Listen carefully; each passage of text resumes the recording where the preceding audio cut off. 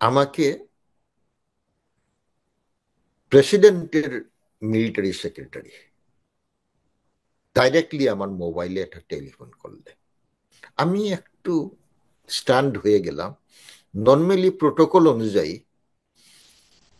আমার registrar general, আমার private secretary, আমার পিএ আছে, একজন প্রধান বিচারপতির যে অফিসে অনেকজন স্টাফ ডাইরেক্টলি কেউ করেন না।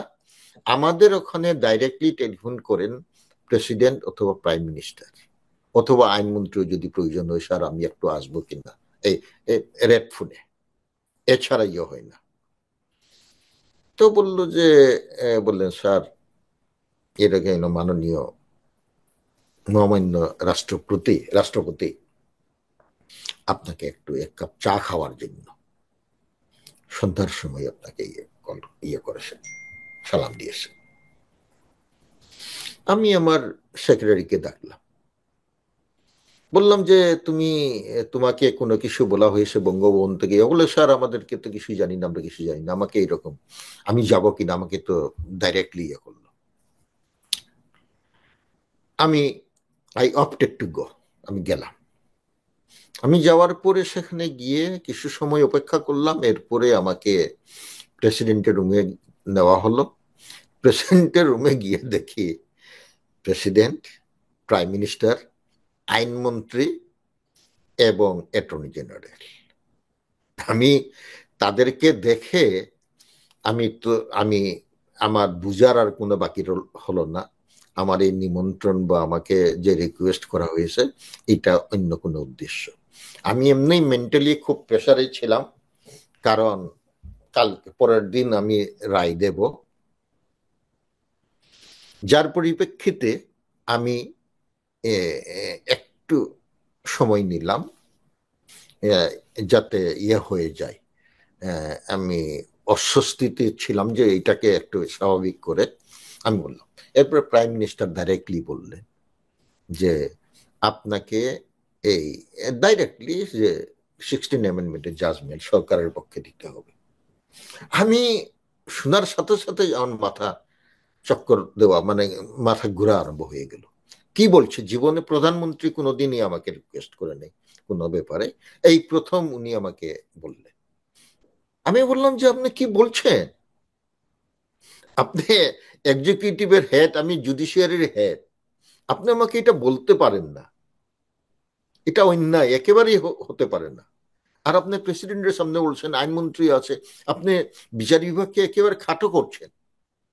না না, এটা আমি বুঝে ইয়ে করছি, আপনাকে এটা দিতে হবে। আমি বললাম যে হতে পারে না। এরপরে আমি প্রধানমন্ত্রীকে বললাম যে দেখেন, আপনার কাছে আমি কয়েকবারই নালিশ করেছিলাম যে আপনার আইন মন্ত্রণালয়, সেখানে একজন সচিব ছিল দুলাল, ডাকনাম দুলাল, সে মারা গিয়েছে, এবং আইনমন্ত্রী, তাদের সাথে আমার কোনো ইয়ে হতো না। আমি এখন পর্যন্ত কোনো অফিসার্সদের আমি এই ট্রান্সফার, তাদের ইয়ে পোস্টিং, এইগুলো কোনোটাই দিতে পারছি না। বিচারে বিচারে গিয়া এটা ইয়ে হচ্ছে, অসুবিধা হচ্ছে, এটা নিয়ে খুব ভুল বুঝাবুঝি হচ্ছে, আপনি কোনো পদক্ষেপ নেন নাই। এরপরে মাজদার হোসেনের মামলা, এইটাতে আমার এটা ইমপ্লিমেন্ট না করায় আমাদের খুব অসুবিধা হচ্ছে। আমি আমি বললাম আপনি এক কাজ করেন, এটা কিন্তু আমি লম্বা বেশি ইয়ে করব না, যেহেতু এর মধ্যে আইনমন্ত্রী এবং অ্যাটর্নি জেনারেলেরাও রিকোয়েস্ট করা আরম্ভ করলো। আমি বললাম ঠিক আছে। আমি তখন যে প্রেশার, প্রায় ঘন্টা ঘন্টা দুয়েক হয়ে গেল, আমি তখন বললাম প্রধানমন্ত্রীকে আপনি একটা কাজ করেন, আপনি মাজদার হোসেনের মামলাটার বিচারকদের যে শৃঙ্খলা বিধি, এইটা মাজদার হোসেনের মামলার রায়ের আলোকে এটা দিয়ে দেন। এটা হলে আমার নিম্ন আদালতের কোর্টগুলা, কারণ হলো হাজারে হাজারে বিরোধী দলের নেতা কর্মী অ্যারেস্ট করছে, পুলিশ রিমান্ডে নেওয়া হচ্ছে, এইগুলাতে বেইল দেওয়া হচ্ছে না, ইচ্ছা মতো করা হচ্ছে। এটা নিয়ে দেশের ইমেজও নষ্ট হয়, এটা নিয়ে মিডিয়াতে অনেক কথাবার্তা হচ্ছে, এটা আলটিমেটলি আমার উপর পড়ে। তা এইটা আমি বন্ধ করতে পারছি না, এইটা দিয়ে দেন। আর আমি তখন চিন্তা করলাম যে উচ্চ আদালতের বিচারকদের এইটা এটা তো উচ্চ আদালতের বিচারক তো কনস্টিটিউশনও তাদের একটা সেফগার্ড আছে, কারণ এরা কনস্টিটিউশনের পোস্টে, এটা তাদের একটা প্রোটেকশন আছে। এইটা মনে করলাম হয়তো জাজমেন্ট কালকে না দিয়ে আমি আরো 7 দিন পিছিয়ে দিলাম। প্রধান বিচারপতি তো এই ক্ষমতা আছে। তো আমি বললাম যে আমি এটা বিচারকদের সঙ্গে এই উদ্ভূত পরিস্থিতি নিয়ে আলোচনা করে এটা আমরা সিদ্ধান্ত নেব কি করা যায়।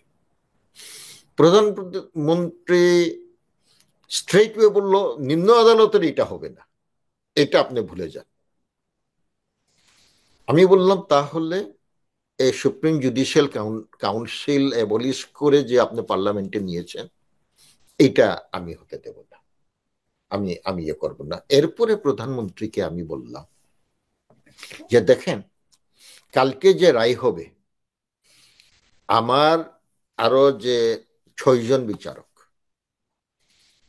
তারা কি করবেন, তারা আপিল, সরকারের আপিল এলাউ করবে কি এলাউ করবে না এটা কিন্তু আমি জানি না, আমরা কেউ কাকে বলিনি, আমরা সকালে গিয়ে আলোচনা করব। তখন প্রধানমন্ত্রী বললেন আমাকে বাকি 6 জন যদি সরকারের বিরুদ্ধে রায় দেয় আমার কোনো আপত্তি নেই, আমাদের কোনো অসুবিধা নেই, আমরা শুধু চাচ্ছি প্রধান বিচারপতি সরকারের পক্ষে রায়টা দেখ, এরপরে বাকিটা আমরা দেখব। তখন আমি প্রধানমন্ত্রীকে বললাম দেখেন আমার 6 জন বিচারক যদি বলে সরকারের আপিল এলাও হবে, পার্লামেন্টে এইগুলা যাবে, ক্ষমতা দেওয়া হবে, আপনি লিখে রাখেন আমি প্রধান বিচারপতি হিসাবে একা ডিসেন্টিং জাজমেন্ট দেব, I am the last person, আমি দেব না। এইটা আমি একটু উত্তেজিত আকারে বলে ফেললাম। এটা প্রায় 12টা, 12:30 বেজে, 12:30টার মতো হয়ে গেল। আমরা, হ্যাঁ, সন্ধ্যার থেকে 6টার থেকে আমরা কিন্তু আমাদের উত্তেজনা এমন পর্যায়ে চলে গেল, সেখানে ছিল আমরা কেউ, ওখানে চা কফি দেওয়া হয়েছিল প্রথমেই, এরপরে কাকেও এন্ট্রি দেওয়া হয়নি, রুমটা লক ছিল, আমরা কেউ কিচ্ছু টাচ করি না, গলা শুকিয়ে যাচ্ছে কিন্তু এটা খাওয়ার আর ইয়ে নেই। এরপরে যখন 12:30 হলো প্রধানমন্ত্রী দেখলেন যে আমি এডামেন্ট, আমি কোনো মতেই টলবো না, তখন উনি কলিং বেল, প্রেসিডেন্টকে বললেন আপনাদের লোকজনকে ডাকা।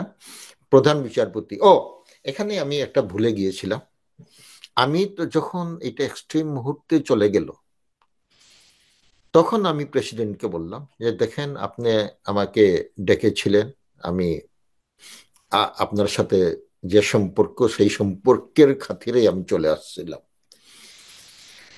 যদিও আমার আসা উচিত হয়নি, কারণ হলো কালকে আমার আমাকে অনেক কাজ করতে হতো।